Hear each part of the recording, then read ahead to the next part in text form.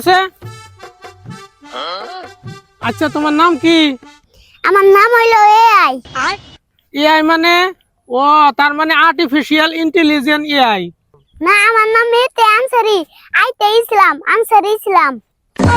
ও আনসারি ইসলাম। Has, আমি আর তোমার নাম শুনে ডরে গেছিলাম গা। আচ্ছা তোমার আব্বা কি করে? আঙ্গব্বা এসপি। হ্যাঁ, কও কি তোমার আব্বা এসপি? আচ্ছা তাহলে তোমার বাপ চাচারা ভাই কয়জন? আঙ্গ বাপ চাচারা 3 ভাই। আচ্ছা তোমার বাপে তো এসপি, তাহলে তোমার চাচারা কি করে? আঙ্গ এক সিএম আর একজন ডিসি। কও কি তোমার বাপ চাচারা তাহলে এত বড় বড় অফিসার? হ্যাঁ, একজন এসপি, একজন সিএম আর একজন ডিসি।